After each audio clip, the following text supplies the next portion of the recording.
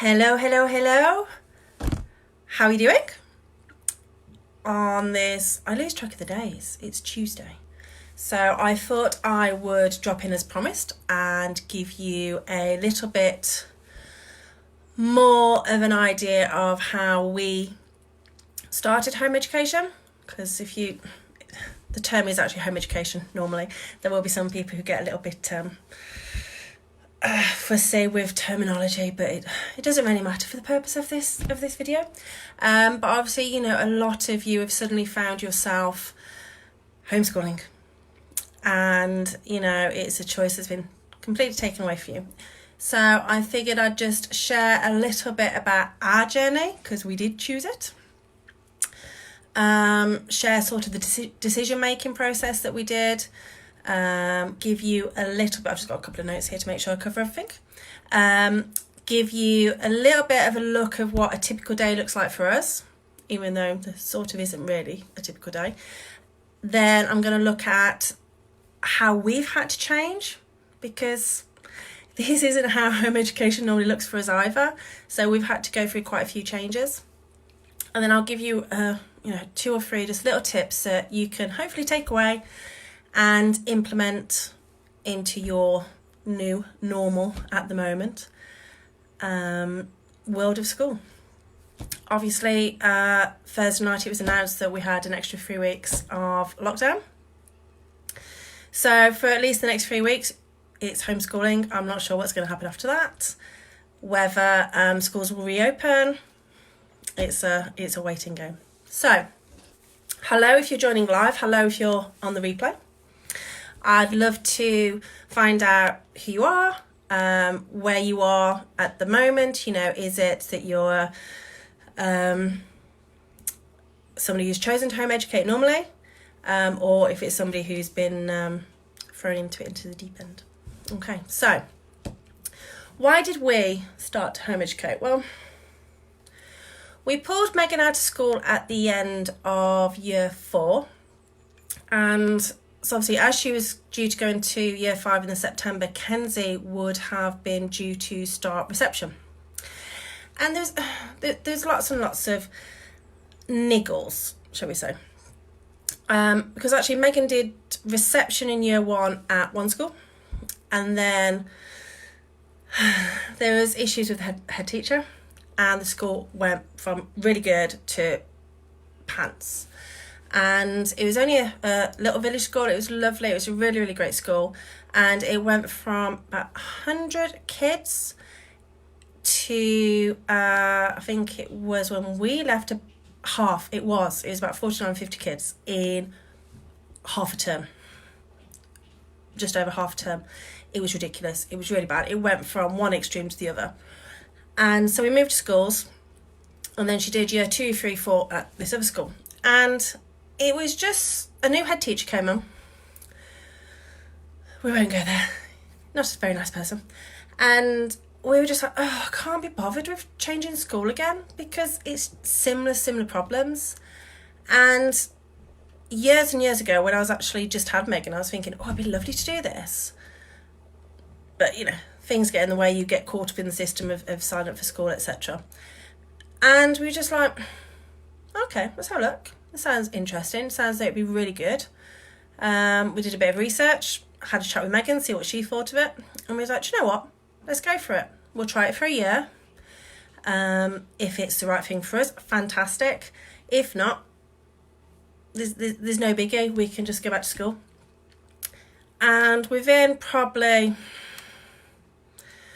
not even a month, we knew it was the right decision. We absolutely knew it was the right decision. The only thing is, we realised that we had some issues we had to work through with Megan from school.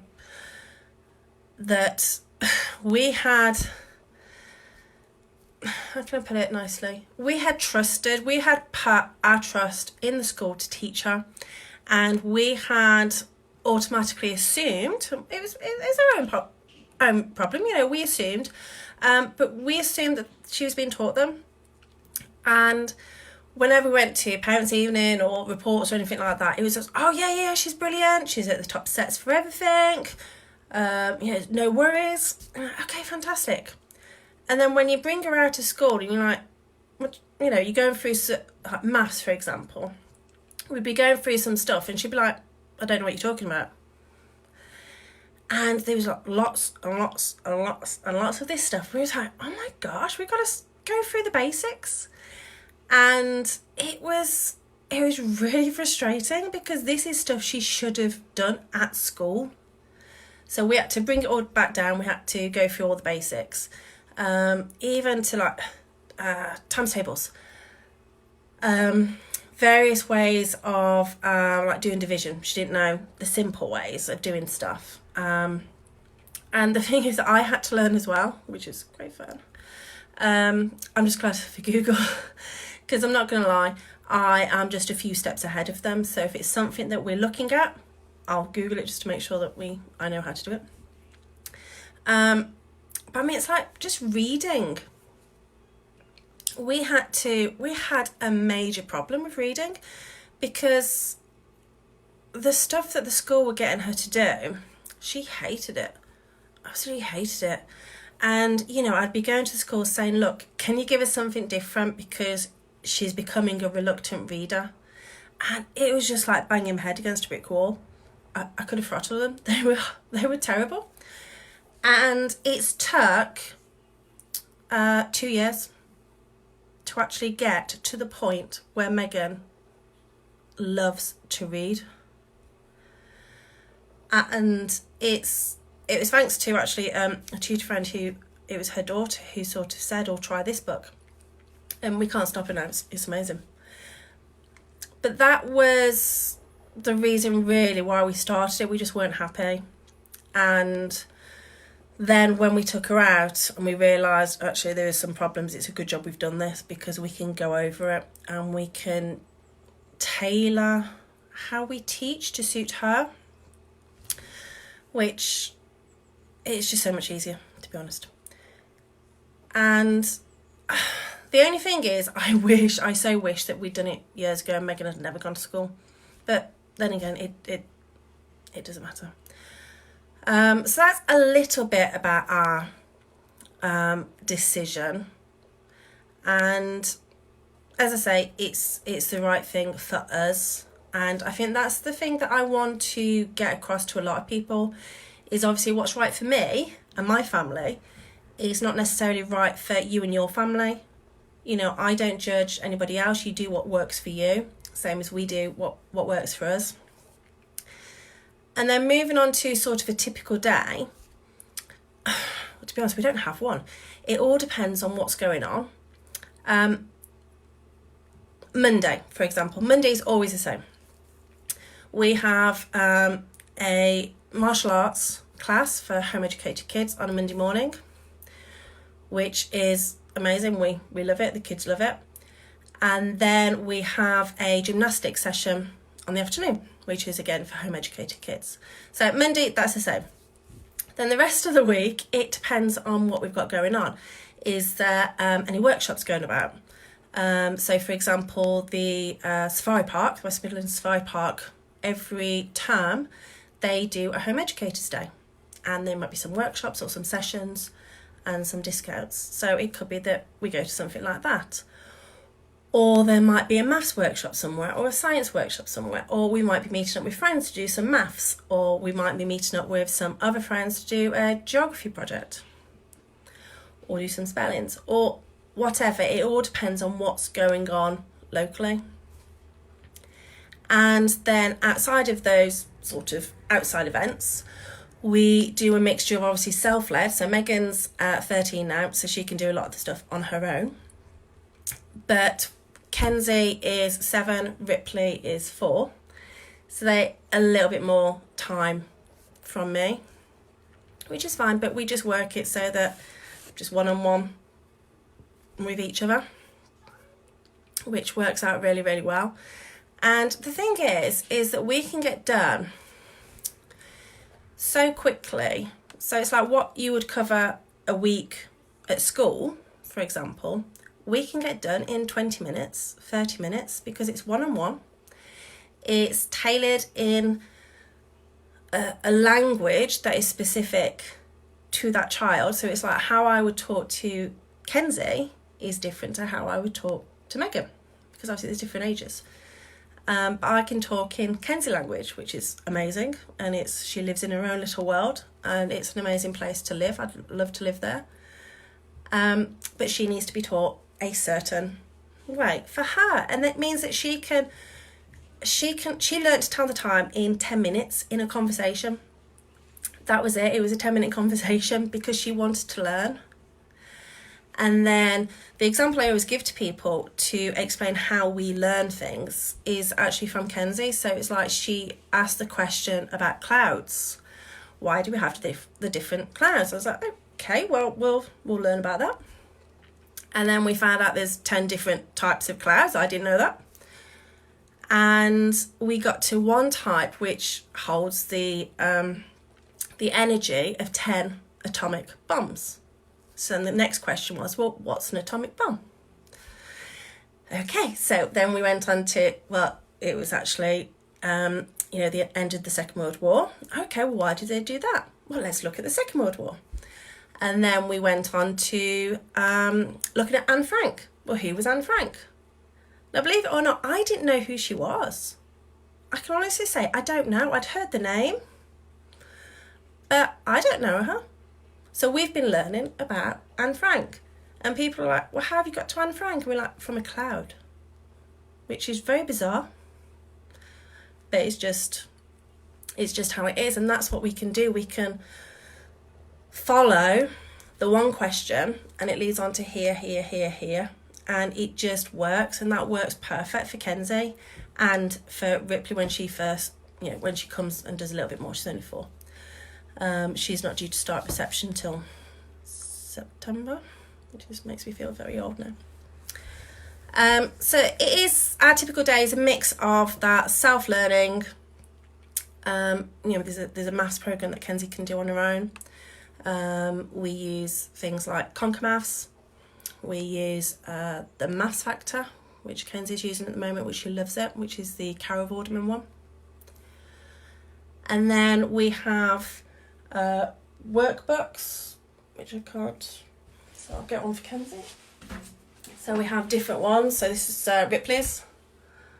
So we have different ones like that we can just dip in and out of and just do a couple of pages as and when. And it's fine. It works. And we can get through so much in a very short space of time. And we can almost master a skill, especially like with maths. Kenzie's really good at maths and she loves it. If you actually ask her what's her favourite thing, she'll say maths. Whereas if you ask Megan won't, she hates it. We're starting to get her out of it, but it would be, no, don't like maths. Which is a shame. But we will get there. So that's a little bit of a typical day. Obviously, my typical day and our friends and other home educators is going to be a little bit different. But then some of the changes, obviously, since the lockdown, obviously your schools have closed. All of our groups have closed. All of our activities have been cancelled. Anything that we used to do has been cancelled. So, that's fine, obviously. Needs must, and it's totally the right thing to do. But we're at home more than we've ever been at home. Normally we can meet up with friends, we can make the most of this weather, we could, go out and play or explore or go for walks or, we could go to a National Trust place and do some there's so much that we could normally do. But there's nothing. We're stuck at home the same as yourself, and that is really frustrating for us because we are normally out and about so much to the point where sometimes we are like, oh, it's nice to be home, nice to actually have a day off because we're that busy. There could be something every day. So this is really, really weird for us.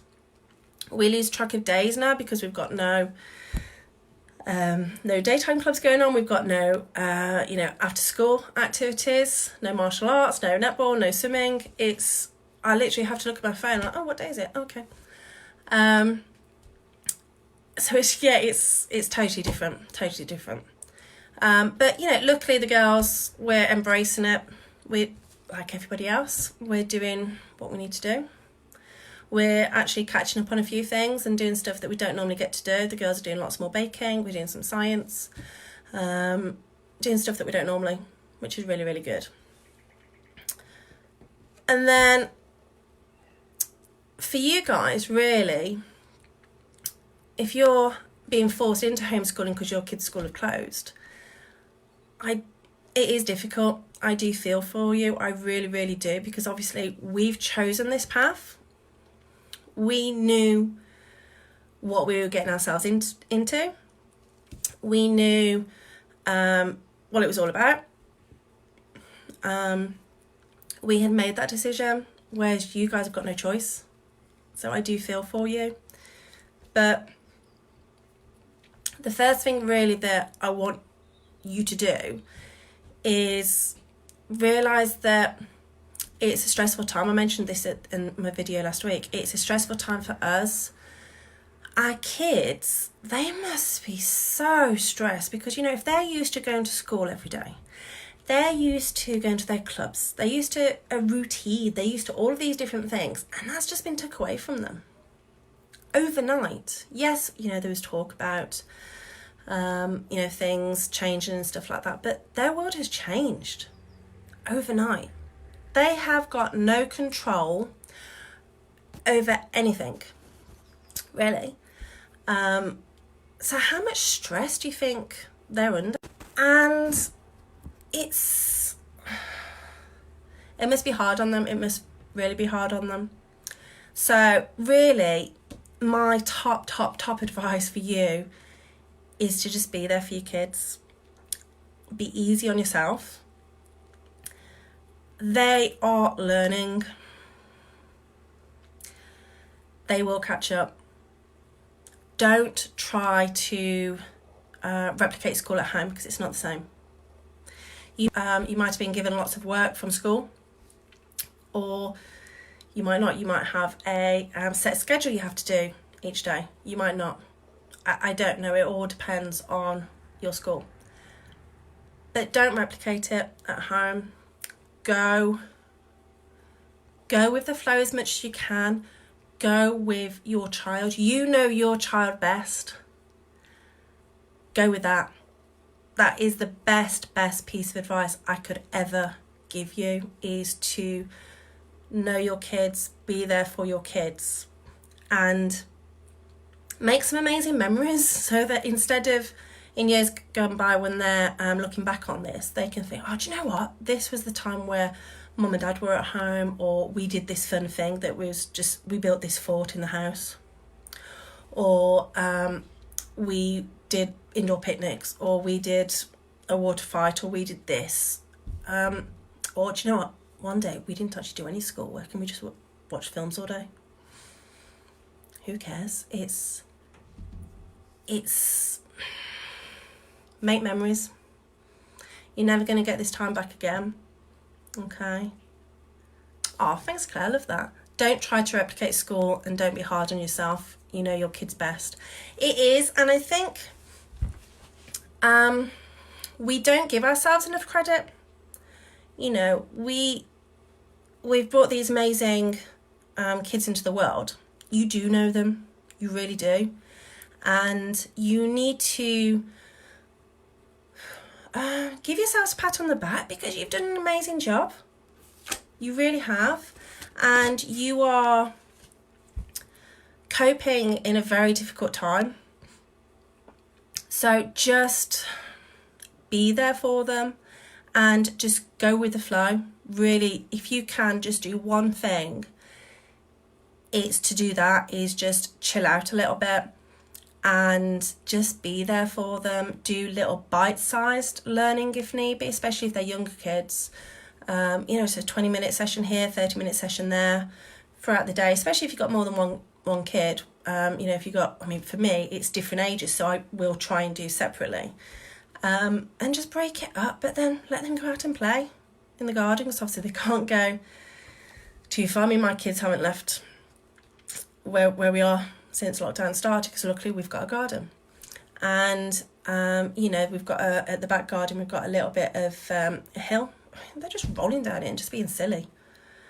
But who cares? What is the worst that can happen? The kids will catch up. They will.